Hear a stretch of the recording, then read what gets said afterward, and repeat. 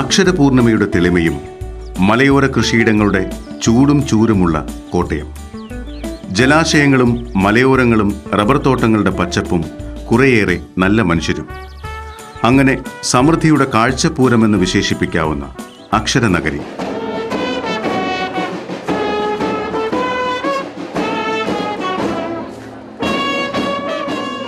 ആയിരത്തി 1911 ഓഗസ്റ്റ് 29 പുണ്യസ്മരണാർഹനായ വിശുദ്ധ 10-ാം പിയൂസ് മാർപ്പാപ്പയുടെ കൃപാകടാക്ഷത്താൽ മാർ മാക്കിൽ പിതാവിന്റെ കരങ്ങളിലേക്ക് പിറന്നു വീണ കോട്ടയം വികാരിയത്ത് വളർച്ചയുടെ പടവുകൾ താണ്ടി ആഗോള ക്നാനായ സമുദായത്തിന്റെ അഭിമാനമായി, അതിരൂപതയായി ശതാബ്ദിയുടെ നിറവിലാണ്, ഉത്സവ ലഹരിയിലാണ്.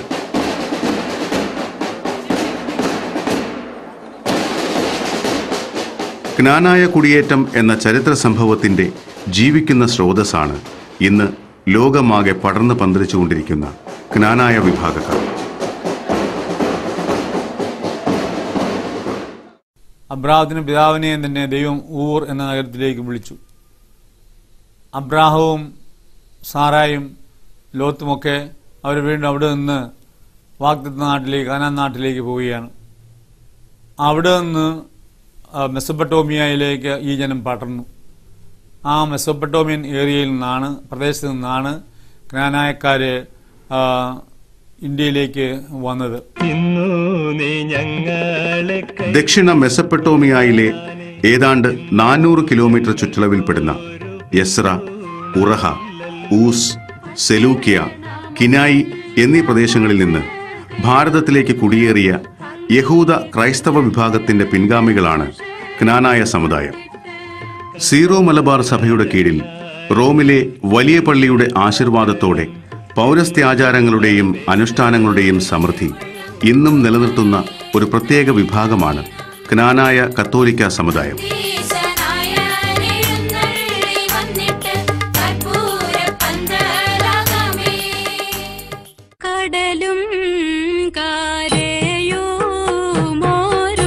കടലിന്റെ സാമീപ്യമുള്ള ജലാശയങ്ങൾ നിറഞ്ഞ പച്ചപുതച്ച കൊടുങ്ങല്ലൂർ, ഇന്ത്യൻ ക്രിസ്ത്യാനിറ്റിയുടെ തൊട്ടിൽ എന്നറിയപ്പെടുന്ന ഈ മണ്ണിലേക്ക് AD 52 യേശുദേവന്റെ വിശ്വാസങ്ങളെ ഹൃദയത്തിലേറ്റി വന്നിറങ്ങിയ തോമാസ്ലീഹയിലൂടെയാണ് ഭാരതത്തിലെ ക്രിസ്തുമത ആവിർഭാവം. AD 345 ന്യായത്വമായും കൂട്ടരും വന്ന് താമസിച്ചത് കൊടുങ്ങല്ലൂരാണ്. ഏതാണ്ട് 13-14 നൂറ്റാണ്ടോളം അവരവിടെ താമസിച്ചു. അങ്ങനെ കൊടുങ്ങല്ലൂർ ക്നായി നഗരാണ്, ക്നാനായക്കാരുടെ തറവാടാണ്. ക്നായി തൊമ്മന്റെ നേതൃത്വത്തിൽ ക്രിസ്തീയ സന്ദേശങ്ങളും പേറി 400ഓളം പേർ ഈ തുറമുഖ പട്ടണത്തിൽ വന്നിറങ്ങി. ഇവരിൽ സിറിയൻ ഓർത്തഡോക്സ് ബിഷപ്പ് മാർ ജോസഫും പുരോഹിതരും സഹപുരോഹിതരും അടങ്ങുന്ന 7 ഗോത്രങ്ങളിൽ നിന്നുള്ള 72 കുടുംബങ്ങൾ ഉണ്ടായിരുന്നു. മലനാട്ടിലെത്തിയ തോമാസ്ലീഹയും ക്നായി തൊമ്മനും വന്നിറങ്ങിയ സ്ഥലം ഇന്ന് മാല്യങ്കര എന്ന പേരിലാണ് അറിയപ്പെടുന്നത്.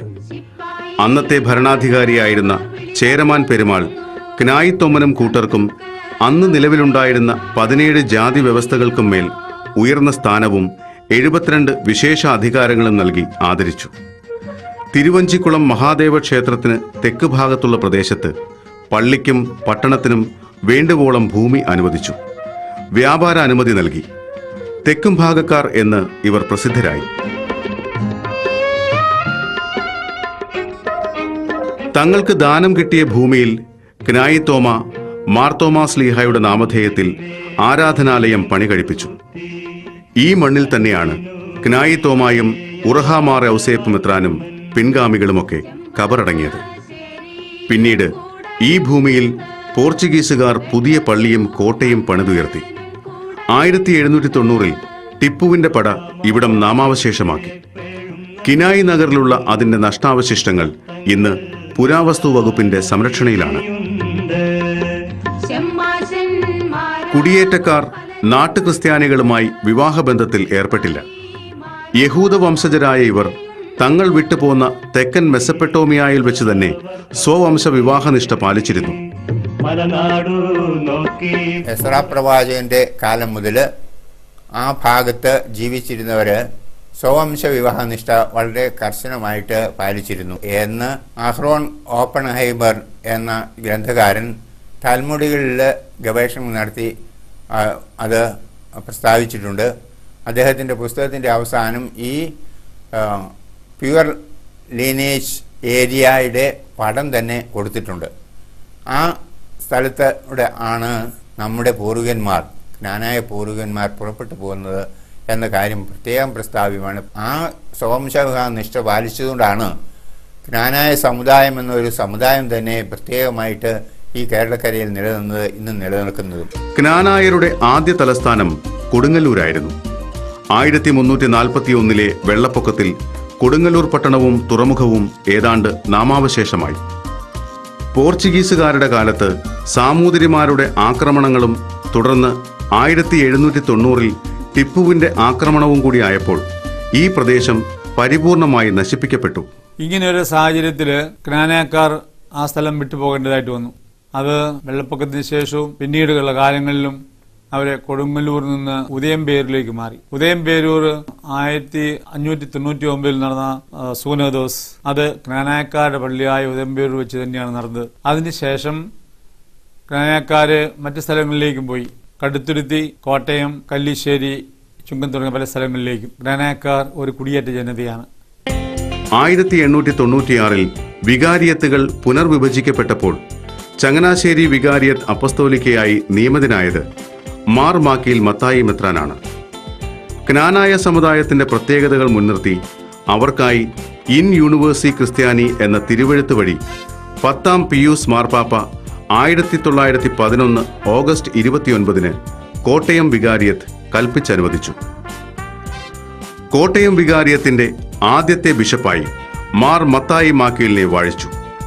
1923 കോട്ടയം വികാരിയത്തിനെ രൂപതയാക്കി ഉയർത്തി.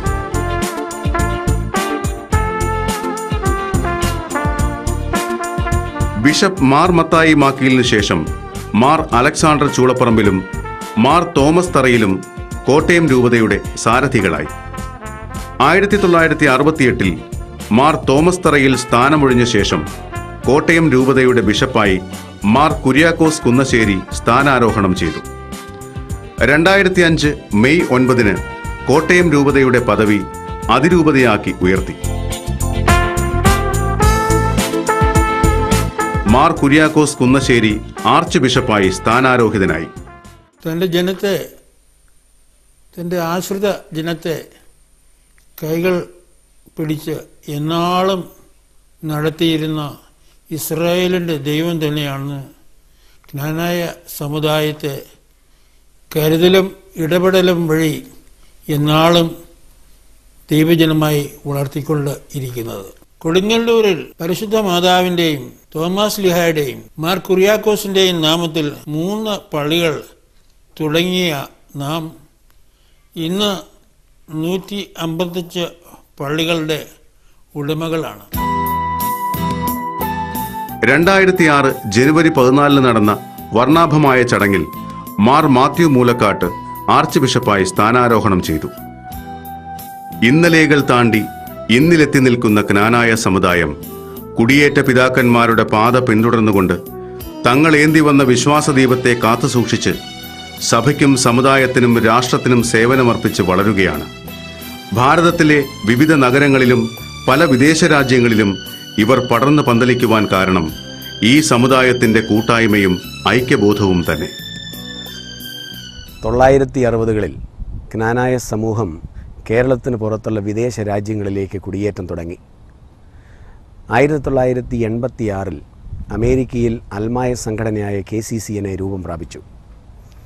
ഈ അൽമായ സംഘടന അമേരിക്കയിലുള്ള ജ്ഞാനായ സമൂഹത്തിന് സാമുദായിക പ്രേക്ഷിത നേതൃത്വം നൽകി. ഇന്ന് അമേരിക്കയിലും കാനഡയിലും ഈ സംഘടന വളർന്ന് 20-ൽ പരം അംഗസംഘടനകളുടെ ഒരു ഫെഡറേഷനായി വളർന്നു.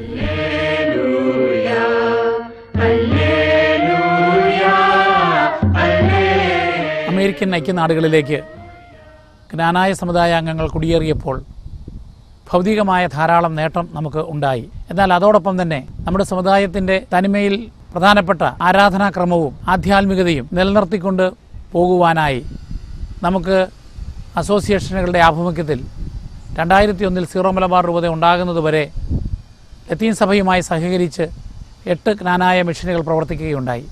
അതിനുശേഷം ഇപ്പോൾ കോട്ടയം അതിരൂപതയുടെ ശതാബ്ദി ആഘോഷിക്കുമ്പോൾ നമുക്ക് 8 പള്ളികളും 11 മിഷനുകളിലും എത്തി നിൽക്കുകയാണ്.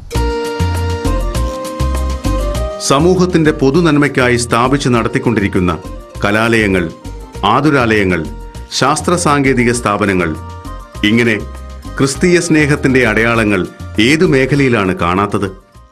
കോട്ടയം കാരിത്താസ് ആശുപത്രി 1962 അഭിവന്ദിയ തറയിൽ പിതാവ് സ്ഥാപിച്ചു. കാരിത്താസ് ക്യാൻസർ ഇൻസ്റ്റിറ്റ്യൂട്ട്, കാർഡിയോളജി വിഭാഗം, ഗ്യാസ്ട്രോഎൻട്രോളജി തുടങ്ങിയ പ്രമുഖമായിട്ടുള്ള എല്ലാ സ്പെഷ്യാലിറ്റി വിഭാഗങ്ങളും ഇന്ന് കാരിത്താസ് ആശുപത്രിയിൽ പ്രവർത്തിക്കുന്നുണ്ട്. ഏതാനും നാളുകൾ കഴിയുമ്പോൾ ഹാർട്ട് സർജറി ഉൾപ്പെടെയുള്ള എല്ലാവിധ അത്യാധുനിക സംവിധാനങ്ങളും ഇവിടെ ക്രമീകരിക്കുവാനായിട്ട് ഉദ്ദേശിക്കുന്നു. പ്രഥമ മെത്രാപ്പൊലീത്ത അഭിവന്ദ്യ കുന്നശ്ശേരി പിതാവിന്റെ നാമഹേതുക തിരുനാളായ ജൂലൈ 15-ാം തീയതി കോട്ടയം വികാരിയത്ത് സ്ഥാപനത്തിന്റെ ശതാബ്ദി ആഘോഷങ്ങൾക്ക് കോട്ടയം ക്രൈസ്റ്റ് ദ കിങ് കത്തീഡ്രലിൽ നാന്ദി കുറിക്കുകയായി. ഏറെ ആഹ്ലാദത്തോടും അഭിമാനത്തോടും കൃതജ്ഞതാനിർഭരമായ മനസ്സോടും കൂടി ജ്ഞാനായ മക്കൾ 1 വർഷം നീണ്ടു നിൽക്കുന്ന അതിരൂപതാ ശതാബ്ദി ആഘോഷങ്ങളിൽ മനസ്സും ശരീരവും അർപ്പിക്കുകയായി.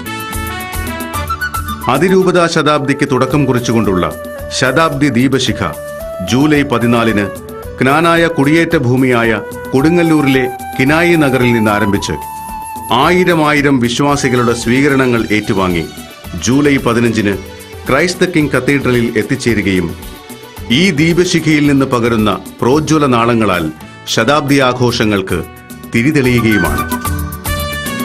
ശതാബ്ദി വർഷത്തിൽ അതിരൂപത മുന്നോട്ട് വച്ചിരിക്കുന്നതായ എല്ലാ നിർദ്ദേശങ്ങളും ഈ സമൂഹത്തിൻ്റെ ഐക്യവും കൂട്ടായ്മയും ഊട്ടി വളർത്തുക എന്നുള്ള ഉദ്ദേശത്തോടെയാണ് നാം നടപ്പിലാക്കുക. സഭാമക്കൾ എന്നുള്ള നിലയിൽ ദൈവത്തോടുള്ള നമ്മുടെ ബന്ധം കാത്തുസൂക്ഷിച്ചുകൊണ്ട് നമ്മുടെ സഹോദരങ്ങളോടുള്ള ഹൃദയ ഐക്യം പുലർത്തിക്കൊണ്ട് ജീവിക്കുമ്പോഴാണ് ലോകത്തിൽ നാം ക്രൈസ്തവ സ്നേഹത്തിൻ്റെ സാക്ഷികളായി മാറുക.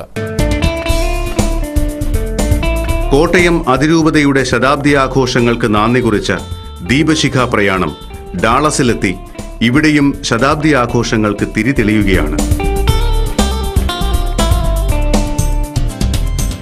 ഈ പ്രകാശപൂർണിമ നമ്മിലേക്ക് പകർന്നു തന്ന ജ്ഞാനായ സമുദായത്തെ വളർത്തുവാൻ താങ്ങും തണലുമായി നിന്ന മാർ മത്തായി മാക്കിൽ പിതാവിനെയും മാർ അലക്സാണ്ടർ ചൂടപ്പറമ്പിലിനെയും മാർ തോമസ് തറയിലിനെയും നിറഞ്ഞ ഹൃദയത്തോടെ ജ്ഞാനായ മക്കളായ നമുക്ക് അനുസ്മരിക്കാം.